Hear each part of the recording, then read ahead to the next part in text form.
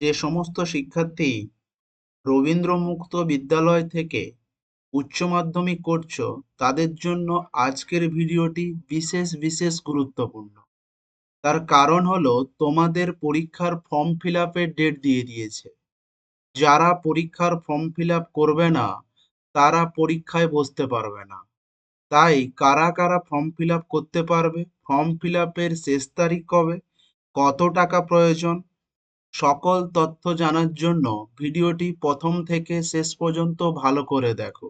এছাড়াও তোমার মনে কোনো প্রশ্ন থাকলে অবশ্যই কমেন্ট বক্সে জানিও, তোমার প্রশ্নের উত্তর খুব দ্রুত দিয়ে দেওয়া হবে। আমি তোমাদের সঙ্গে রয়েছি গোপাল স্যার। রবীন্দ্র মুক্ত ও নেতাজি ওপেনের সমস্ত বিষয়ের সাজেশন ভিত্তিক নোটস পাওয়া যায়। নোটস নেওয়ার পরে স্টুডেন্টকে সব রকমভাবে হেল্প করা হয়ে থাকে, বিশেষ করে অনলাইন এবং অফলাইন ফ্রি ক্লাসের সুবিধা।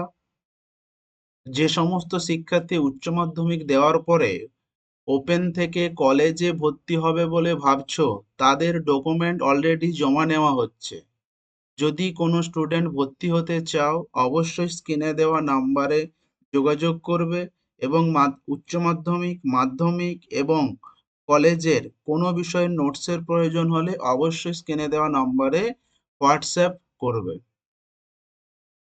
দেখো, যারা উচ্চ মাধ্যমিক পরীক্ষার্থী তাদের পরীক্ষার ফর্ম ফিল আপের নোটিশ চলে এসেছে।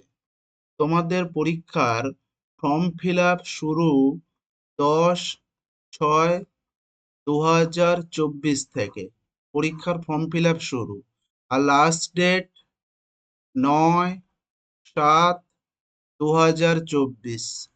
প্রায় 1 মাস সময়। কিন্তু মনে রাখবে এই নোটিশটি দেওয়া হয়েছে তোমার স্কুলের কোঅর্ডিনেটর অথবা হেডমাস্টারকে, কোনো স্টুডেন্টকে কিন্তু নয়। এবার দেখো, এখানে যে টাইমটা দেওয়া হয়েছে এর মানে এই নয় যে প্রত্যেক দিন তোমার স্কুলে ফর্ম ফিল আপ হবে। এই টাইমের মধ্যে স্কুলকে করতে বলা হয়েছে। এবার তুমি যে স্টাডি সেন্টারে ভর্তি হয়েছো বা যে স্কুলের আন্ডারে ভর্তি হয়েছো সেখানে তোমাকে একটি কি দুটি কি কয়েকটি ডেট দেবে। সেই ডেটে তুমি যাবে, কোনো কিছু ডকুমেন্টেরও প্রয়োজন নেই। তুমি যাবে, পরীক্ষার ফর্ম ফিল আপ করে আসবে। এবার ফর্ম ফিল আপ করার সময় কিছু জিনিস তোমাকে মাথায় রাখতে হবে। সেই জিনিসগুলো আমি এক এক করে আলোচনা করব, তাই ভিডিওটি তোমরা না টেনে ভালোভাবে প্রথম থেকে শেষ অবধি দেখো। এটা বলে দেই, দেখো তোমাদের প্রত্যেক সাবজেক্টে কিন্তু 100 টাকা করে প্রয়োজন।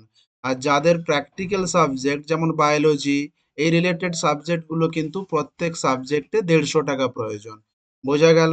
অর্থাৎ তুমি যদি 11-এর পরীক্ষার্থী হও, যদি 3টে বিষয়ে পরীক্ষা দাও, তাহলে তোমার ফর্ম ফিল আপে প্রয়োজন 300 টাকা।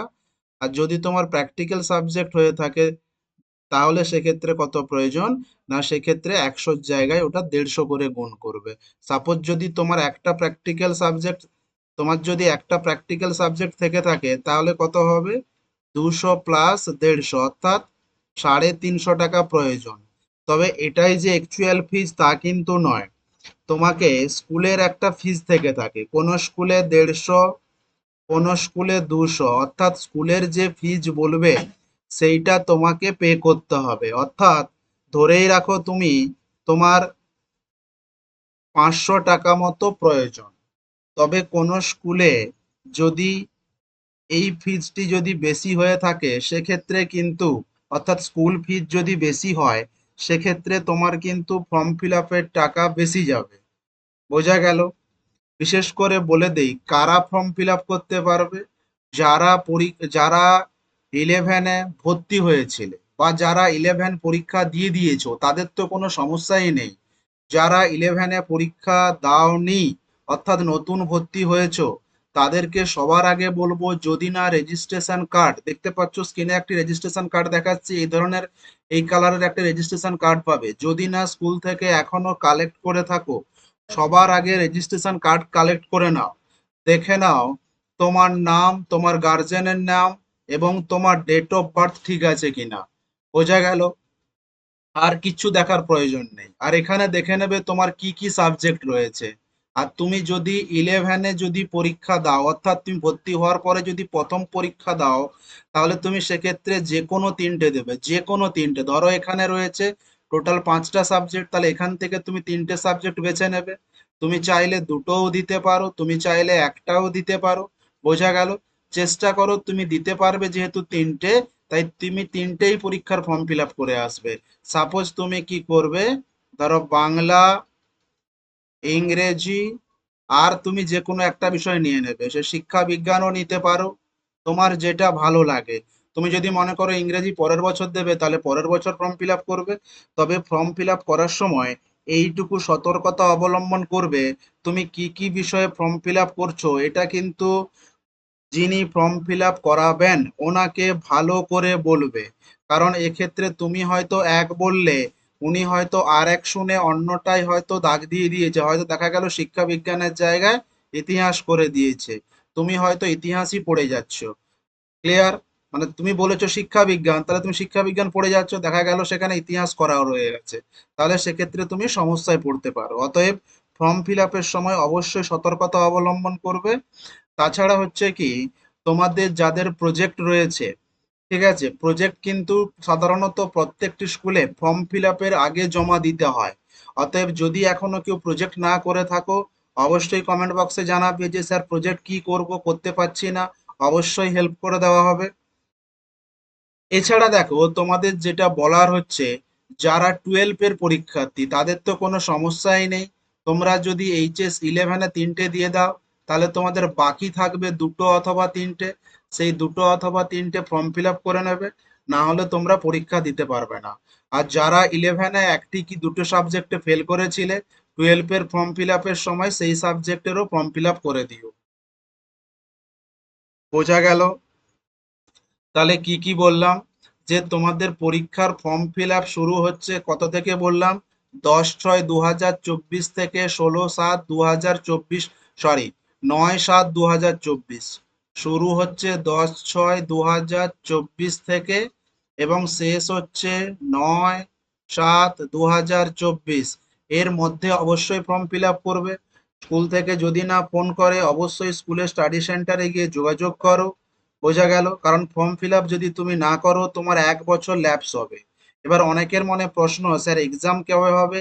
আমি তোমাদের বলে দিই, এক্সাম হবে তোমাদের সেপ্টেম্বর মাসের ফার্স্ট উইকে, এবং তোমাদের সেন্টার কোথায় পড়বে সেটা আমি পরবর্তী ভিডিওতে আলোচনা করব। এছাড়া যেটা বলার হচ্ছে, তোমরা যেটা অনেকেই জানো না, যারা হয়তো সরাসরি স্টাডি সেন্টারে ভর্তি হয়েছো বা স্কুলে গিয়ে ভর্তি হয়েছো, তাদের কোনো সমস্যা নেই। যারা অন্যের দ্বারা ভর্তি হয়েছো, সেক্ষেত্রে কিন্তু এখানে তোমার স্টাডি সেন্টার নামটি দেখে নেবে, এই উপরে লেখা থাকবে স্টাডি সেন্টার নাম।